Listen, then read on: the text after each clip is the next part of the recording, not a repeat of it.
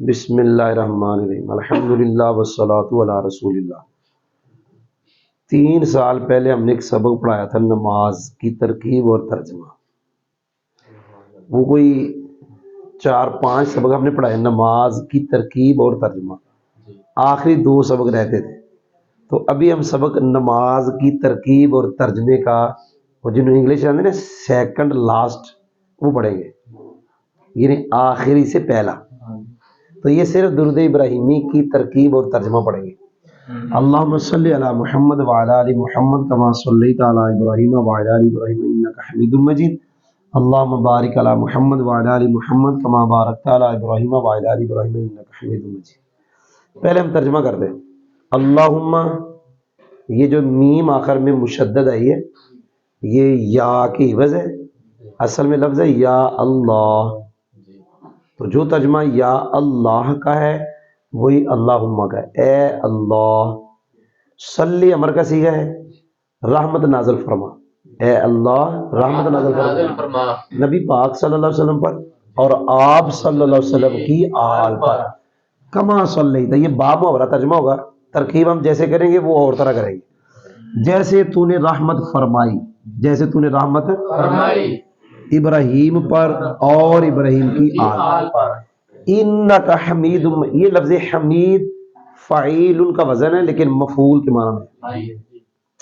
یہ مجید فعیل کا وزن فعیل کے معنی میں ہے۔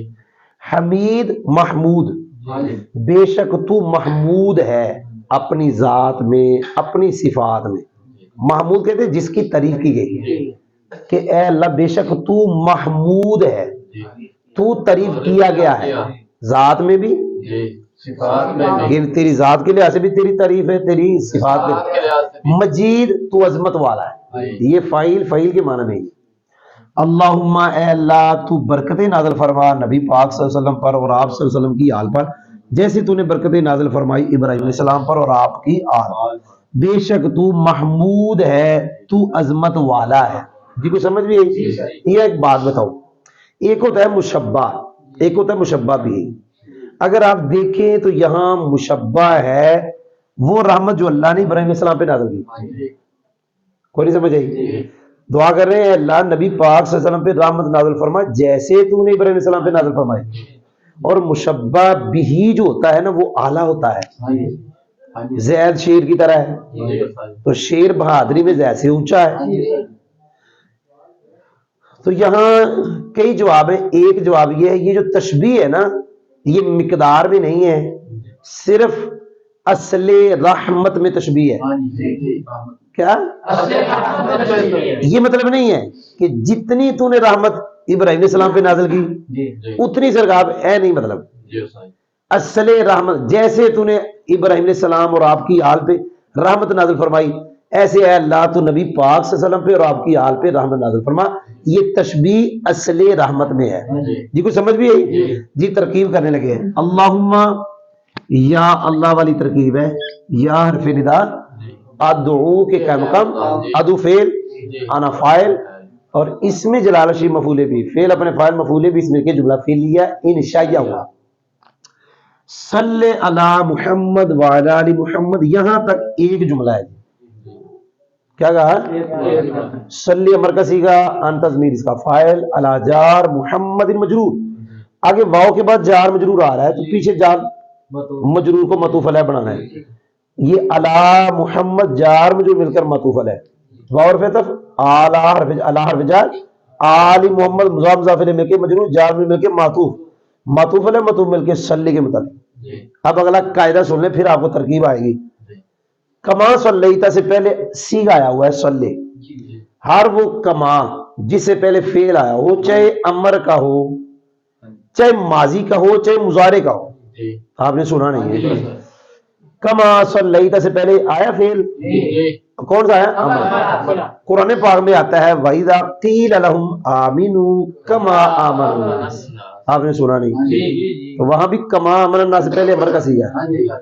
شاشی کے اندر بھی آتا ہے کہ کما حمل، جیسے کہ امام شافعی نے محمول کیا، یہ عبارت آتی ہے، آپ نے سنا نہیں؟ اس طرح کی عبارت شاشی میں آتی ہے، اصول شاشی میں۔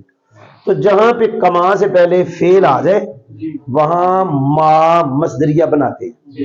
یہ ما مصدریہ ہے. کون سا ما ہے؟ اچھا یہ ما تو مصدریہ ہو گیا. یہ فعل ہے، فعل یہ تازمیر فاعل علی جار ابراہیم مجرور، جار مجرور مل کے معطوف ہے. واو حرف عطف علی جار آل ابراہیم مضاف مضاف الیہ مل کے مجرور، جار مجرور مل کے معطوف، معطوف علیہ معطوف مل کے صلیت کا متعلق. صلیت اپنے فاعل متعلق سے مل کر بات ویلے مفرد ہو کر کاف جار کا مجرور. تو سنے کیا بنا؟ اب جار مجرور مل کے کیا بنے؟ جار مجرور مل کر کیا کہا؟ یہ صفت بنائیں گے. یہاں پہ اس کا مصدر موضوع نکالیں گے. صلاتن کیا نکالیں گے؟ تو سنے ہی نا کیا نکالیں گے؟ وہ نکالا ہے یہاں پہ. اور یہ کما مثل کے معنی میں ہو کے کس کے مثل میں؟ یہ اس کی صفت ہے. کیا ہے؟ یہ موصوف صفت مل کر اب مفعول مطلق ہے. وَإِذَا قِيلَ لَهُمْ آمِنُوا كَمَا وہاں پہ نکالیں گے ایمانن. کیا نکالیں گے؟ تو آگے وہ کاف مثل کے معنی میں ہو کے مفعول مطلق کی صفت بن جائے گی ایمانن کی، پھر مفعول مطلق. یہ فعل اپنے فاعل اور متعلق اور مفعول مطلق سے مل کے جملہ فعلیہ انشائیہ ہوا. انک حمید مجید یہ الگ جملہ ہے. ان مشبہ بالفعل کاف ضمیر اس کا اسم، حمید خبر اول، مجید خبر ثانی. ان اپنے اسم اور خبر دونوں سے مل کے جملہ اسمیہ خبریہ. اللہم بارک اس جملے کی بھی بالکل وہی ترکیب ہے، صرف پھر بتا رہا ہوں. کما بارکتا یہ ما مصدریہ ہے، یہ سارا مل کے یہ کاف جا کا مجرور. اور یہ کاف آپ کہہ رہے ہیں مثل کے معنی میں ہے. کس کے معنی میں؟ بولو یار.